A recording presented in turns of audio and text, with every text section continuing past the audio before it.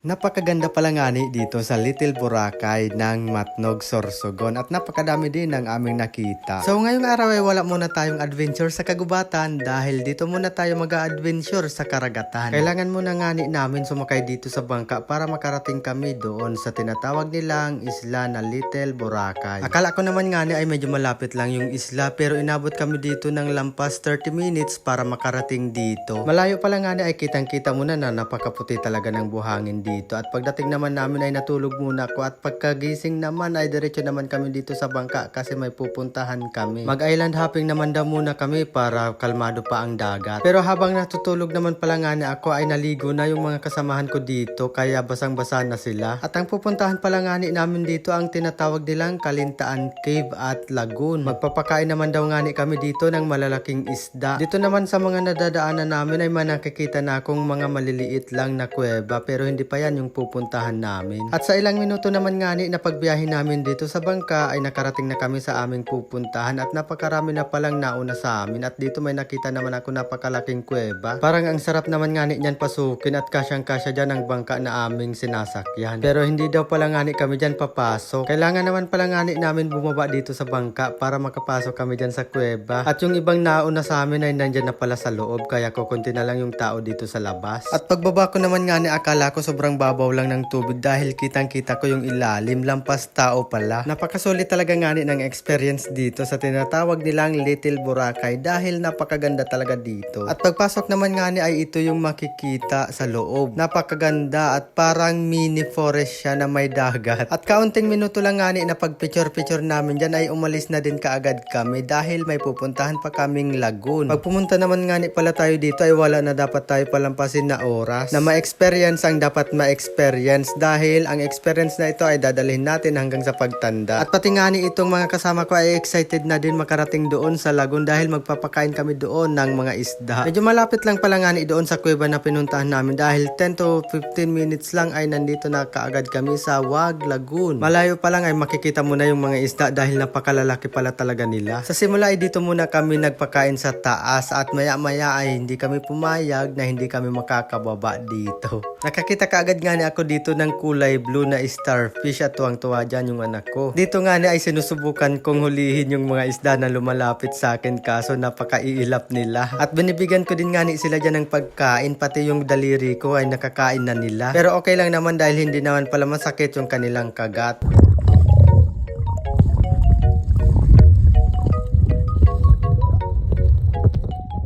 At dahil hindi ko nga sila mahawakan dahil napakaiilap nila, pinagbibidyohan ko na lang sila. Kaso hindi ko na mabidyohan yung malalaki dahil doon sila part sa malalalim. Medyo nahirapan kasi nga ako dyan na lumangoy dahil nakatsinelas ako. Pinasuot talaga nga kami dyan ng tsinelas dahil may matutulis na bagay sa ilalim, baka daw matusok kami. At dito naman nga may pinakita sa amin na napakalalaking clamshell. Grabe, sobrang lalaki talaga nga nito at first time ko lang makakita nito sa personal. At meron pa nga dyan napakalalaking lobster kaso hindi ko na nasama dito sa video. Kaya kung trip nyo pumunta dito sa Bicol at gusto nyong pumunta sa magagandang lugar, nire-recommend ko tong Little Boracay ng Matnog, Sorsogon. Ito pala nga yung Subic. At grabe naman nga yung mga treat sa amin dito ng nag-aasikaso sa amin. Napakababait nila, lalong-lalo na yung mga nag-aasis sa amin sa bangka. Sinisuguro talaga nga nila na safe kami. Kaya shout out sa kanila at ang pangalan ng bangka nila ay Shara Bunso.